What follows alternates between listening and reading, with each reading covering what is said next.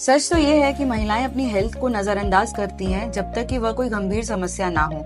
तो आज हम बात करेंगे कुछ कॉमन फीमेल हेल्थ प्रॉब्लम्स के बारे में, जो कि एज वाइज सभी को कभी ना कभी हुई हैं या हो भी सकती हैं।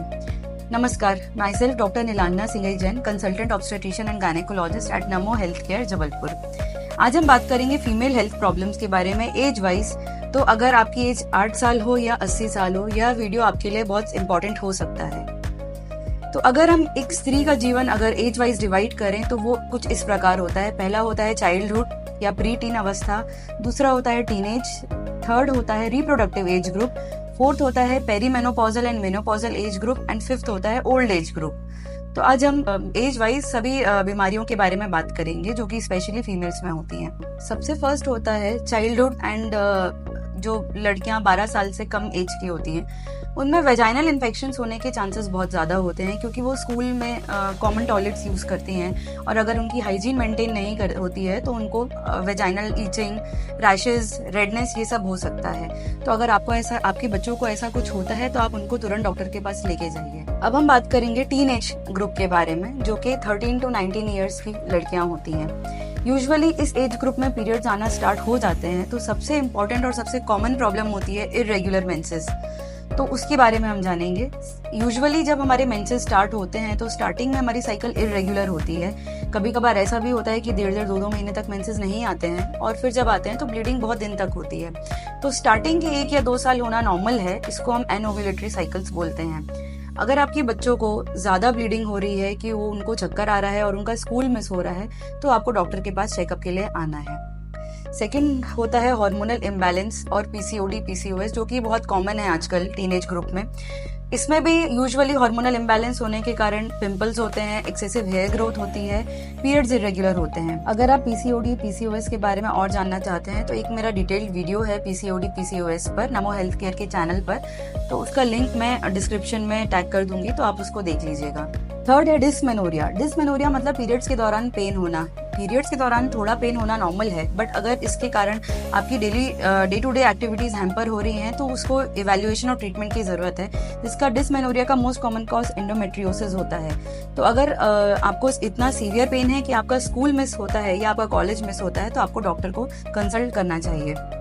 Fourth is amenorrhoea. एमेनोरिया मतलब पीरियड स्टार्ट ही नहीं होना। तो अगर आपकी बच्ची की एज 14 ईयर्स है और अभी तक उसको कोई भी सेकेंडरी सेक्सुअल कैरेक्टर्स डेवलप नहीं हुए हैं तो उसको एक बार डॉक्टर को दिखाना चाहिए। या फिर एज 16 ईयर्स है और मेंसेस चालू नहीं हुए हैं बट सेकेंडरी सेक्सुअल कैरेक्टर्स जैसे कि ब्रेस्ट, प्यूबिक हेयर्स डेवलप हो गए हैं, तो भी आपको डॉक्टर को दिखाना चाहिए, क्योंकि 14 ईयर्स और 16 ईयर्स की एज तक पीरियड्स आना स्टार्ट हो जाने चाहिए। अब हम बात करेंगे रिप्रोडक्टिव एज ग्रुप के बारे में, जो कि अराउंड 20 ईयर्स से 40 ईयर्स की एज की फीमेल्स होती हैं। इनमें भी कुछ चीज़ें बहुत कॉमन होती हैं, जिसमें से सबसे इम्पॉर्टेंट है, जो कि आजकल बहुत प्रेवलेंट है, इनफर्टिलिटी। इनफर्टिलिटी मतलब कि बच्चे होने में प्रॉब्लम आना। तो अगर आप न्यूली मैरिड कपल हैं और आप 1 ईयर से ज़्यादा ट्राई कर चुके हैं नेचुरली और फिर भी आपको प्रेगनेंसी नहीं रह रही है तो आपको डॉक्टर को कंसल्ट करना चाहिए। सेकेंड इम्पॉर्टेंट है फाइब्रॉइड्स। फाइब्रॉइड्स जो होते हैं यूट्रस में गठान होती है, इस कारण से भी इनफर्टिलिटी हो सकती है और इस कारण से ब्लीडिंग भी बहुत ज़्यादा होती है। साथ ही साथ अगर फाइब्रॉइड का साइज बड़ा है तो आपको एक पेल्विक या फिर पेट के नीचे हिस्से में फुलनेस फील होती है, भारीपन फील हो सकता है।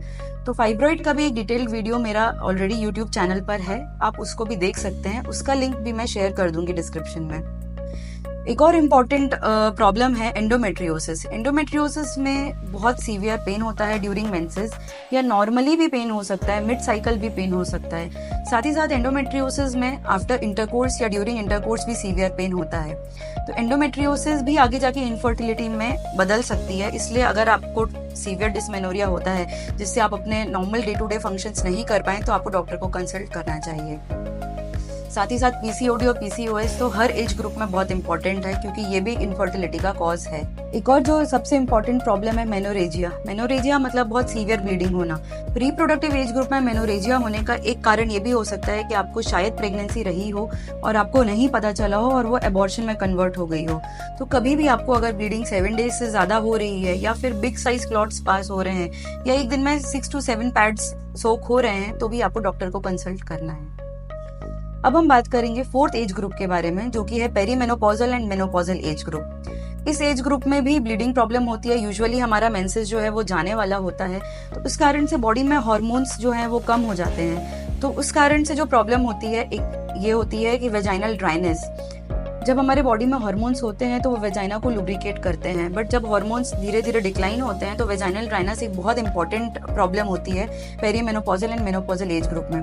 दूसरा, इनमें भी मेंस्ट्रुअल इरेगुलरिटीज होती है क्योंकि हार्मोनल बैलेंस मेंटेन नहीं होता है बॉडी में, तो इरेगुलर मेंसेस की प्रॉब्लम इस एज ग्रुप में भी हो सकती है।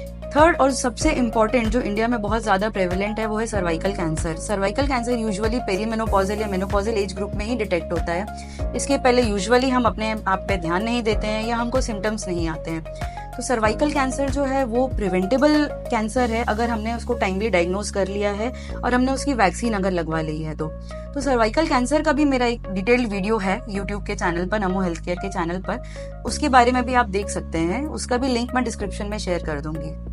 अब हम बात करेंगे लास्ट एज ग्रुप जो कि है ओल्ड एज ग्रुप के बारे में। ओल्ड एज ग्रुप में भी हार्मोन्स जो हैं वो ऑलमोस्ट डिक्लाइन हो चुके होते हैं। तो हार्मोन जो फीमेल हार्मोन्स के डिक्लाइन होने के बाद जो प्रॉब्लम होती है उसमें से सबसे इम्पॉर्टेंट है एक तो pelvic organ prolapse. Pelvic organ prolapse मतलब कि यूट्रस का योनि मार्ग से बाहर आना, या तो ब्लैडर के साथ और रेक्टम के साथ भी हो सकता है, या फिर आइसोलेटेड यूट्रस का प्रोलैप्स भी हो सकता है। तो प्रोलैप्स अगर है तो यूजुअली फीमेल्स डॉक्टर के पास जाना नहीं चाहती हैं, वो डॉक्टर को बताना नहीं चाहती हैं, बट ये बहुत ही इंपॉर्टेंट प्रॉब्लम है और इसका टाइमली ट्रीटमेंट जरूरी है। इसके अलावा जो है ओल्ड एज में रिकरेंट यूटीआई की बहुत प्रॉब्लम होती है क्योंकि हमारा वेजाइनल फ्लोरा जो होता है वो मेंटेन नहीं होता है। जो वेजाइना की इम्यूनिटी होती है वो खराब हो जाती है, इस कारण से हमको फ्रीक्वेंट यूटीआई हो सकता है। वेजाइनल ड्राइनेस भी इस एज ग्रुप में बहुत कॉमन होता है, तो वेजाइनल ड्राइनेस भी हो सकता है।